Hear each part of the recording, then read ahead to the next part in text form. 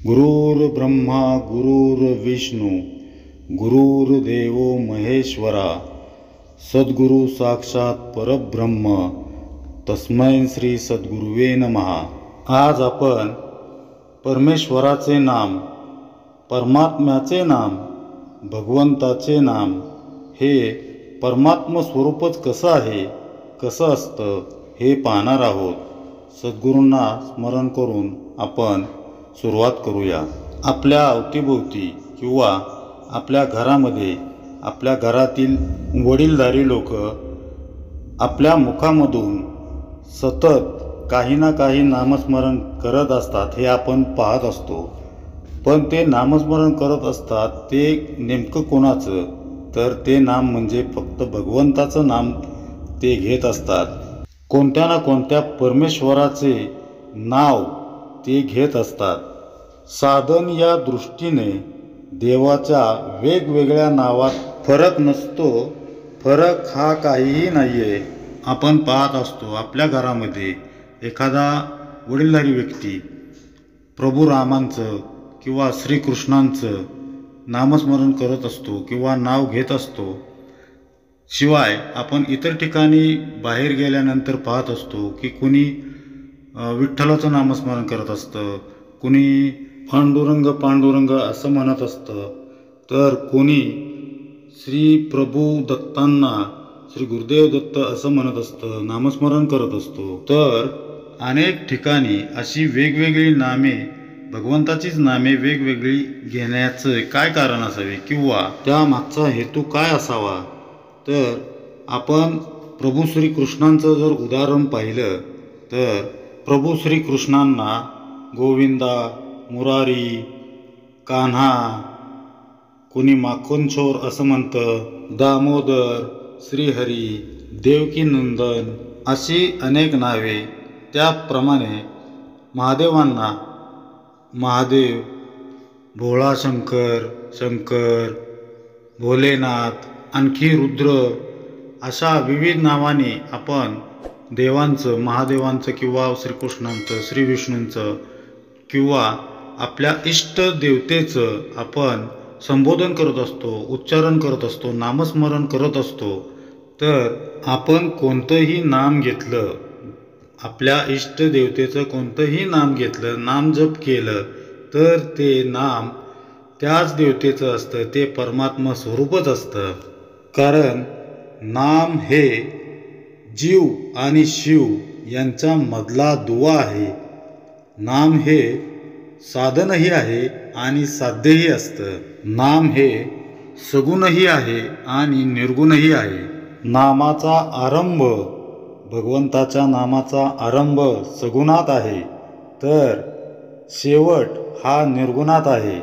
भगवंताच्या नामाचा आरंभ सगुणात आहे असं म्हणण्याचं नेमकं काय कारण आहे, तर भगवंत मुळात जो निर्गुण निराकार आहे, तो ज्यावेळी सगुणात आला त्यावेळेस भगवंताला नाम मिळाले, त्याला नामरूप मिळाले। म्हणजे महादेवांची उत्पत्ती झाली, श्री विष्णूंची उत्पत्ती झाली, ब्रह्मदेवांची उत्पत्ती झाली। या देवांचा जन्म झाला त्यावेळेस त्यांना नाम मिळाले आणि रूपही मिळाले। आणि सगुण रूप नाहीसे झाले तरी नाम शिल्लकच राहिले, म्हणून ते निर्गुणही आहेत। तेव्हा सगुण आणि निर्गुण भक्तीला आधार कशाचा असं म्हणाल तर फक्त नामाचाच आहे। पहा, श्री विष्णूंचे 10 अवतार आहेत, पैकी आपण 9 अवतार आपल्याला माहीत आहेत। पण प्रभू श्रीकृष्ण आणि प्रभू श्रीराम हे श्री विष्णूंचे अवतार। ज्यावेळी त्यांनी पृथ्वी लोकावरती जन्म घेतला त्यावेळी ते सगुण रूपात आले आणि ज्यावेळेस त्यांचा कार्यकाल म्हणजे त्यांचं जीवन उद्देश, जीवन ध्येय पूर्ण झालं त्यावेळेस त्यांनी देहत्याग केला। तरीही त्यांचं आजही नाम शिल्लक आहे आणि ते जवळजवळ अनंत युगे शिल्लक राहणारच आहे। यालाच निर्गुण म्हणतात। म्हणून ते निर्गुण आहे. आता या देवांची किंवा आपल्या इष्टदेवांची भक्ती करायची तर त्याला आधार कशाचा, तर तो आधार फक्त नामाचाच असतो. म्हणून नाम हे परमात्म स्वरूपच असतं, परमात्म स्वरूपच आहे. नाम हा सत्संगाचा पाया आहे आणि सत्संगाचा कळसही आहे. नाम म्हणजे आपली वृत्ती आणि भगवंत यांना जोडणारी एक साखळीच आहे. नामामुळे, भगवंताच्या नामामुळे आपली भावना, आपली वृत्ती भगवंतापर्यंत जोडली जाते. भगवंताचे नाम घेणे म्हणजे भगवंताशी जोडणे, भगवंताशी एकरूप होणे. नाम ही एक भगवंताच्या आणि आपल्यामधली साखळी आहे. लग्न झाल्यावर एखादी स्त्री जशी आपल्या नवऱ्याशी एकरूप होऊन जाते, त्याचप्रमाणे आपली वृत्तीचं नामाशी लग्न होऊन ती नामरूप बनली पाहिजे. पहा, नवरा बायकोमध्ये आपापसात किती घट्ट असं एकमेकांशी नातं असतं, त्याप्रमाणे आपल्या वृत्तीचं आणि भगवंताच्या नामाचं नातं हे एकरूप होऊन नामरूप झालं पाहिजे, असं सद्गुरू म्हणतायत. नाम हे अत्यंत सूक्ष्म आहे आणि वृत्तीसुद्धा त्याचप्रमाणे सूक्ष्म आहे. म्हणून नाम घेण्याने वृत्ती सुधारेल आणि वृत्ती सुधारली की आपले चित्त शांत होईल. आणि जर चित्त शांत झालं की आपल्या ठायी निष्ठा उत्पन्न होईल. सगळ्या गोष्टींचा भावार्थ हा एकच आहे. सद्गुरू म्हणतात, ज्याप्रमाणे अन्नाला स्वतःची चव असते, त्यात आपण थोडीशी आपली गोडी आणि आवड घालून नंतरच हे खातो, पण नामाला स्वतःची अशी चव नाही आहे. त्यात आपण आपल्याकडून थोडीशी गोडी आणि आवड घालून ते नाम सदैव घेतले पाहिजे. बघा, सद्गुरू काय सांगतायत की भगवंताचं नाम हे अतिशय सूक्ष्म असून आपली वृत्तीसुद्धा त्याचप्रमाणे सूक्ष्म असते. पण आपण भगवंताचे नाम घेण्यामुळे आपली वृत्ती सुधारते आणि वृत्ती सुधारली की आपलं मन, आपलं चित्त शांत होतं. ज्याप्रमाणे चित्त शांत होईल तसतसे आपली निष्ठा वाढेल आणि भगवंताशी एकरूप होण्याचा आपला मार्ग मोकळा होईल, जवळ येईल. त्याचप्रमाणे आपण जे रोज अन्न शिजवतो, ते अन्न त्याला स्वतःची एक वेगळी चव असते, पण त्यामध्ये आपण तिखट, हळद, मीठ किंवा एखादा गोड पदार्थ असेल तर त्यात गोडी ओततो. आपल्या आवडीनुसार आपण ते बनवत असतो आणि नंतर आपण ते खातो. तर नामाला अन्नाप्रमाणे अशी चव नाही आहे, नसते चव. त्यात आपणच आपली जास्तीत जास्त गोडी घालून नामाविषयी आवड निर्माण करून ते सतत घेतले पाहिजे, असं सद्गुरूंचं म्हणणं आहे. काशी, द्वारका, मथुरा, वृंदावन, पंढरपूर अशा वेगवेगळ्या प्रसिद्ध देवस्थानी जाण्यासाठी अनेक रस्ते असतात, पुष्कळ रस्ते असतात. पण सर्वांना शेवटी दर्शनासाठी बारीतूनच जावे लागते. त्याचप्रमाणे साधने जरी कितीही केली तरी नाम साधन केल्यावरच आत्मस्वरूपाची प्राप्ती होते. आपण नाम घ्यावे, ते आपणच आपल्या कानांनी ऐकावे आणि ते घेता घेता शेवटी स्वतःला विसरून जावे. हाच नाम साधनेतला आनंदाचा मार्ग आहे. म्हणजे आपण निरनिराळ्या देवस्थानांना जातो, देवाच्या ठिकाणी प्रसिद्ध देवालयाला आपण दर्शन घेण्यासाठी जातो. किती अनेक रस्त्यांनी त्या देवस्थानाला जाता येतं, पण ज्यावेळी दर्शन घ्यायची वेळ येते त्यावेळेस एकाच रांगेतून एकाच बारीतून आपण दर्शन घेतो.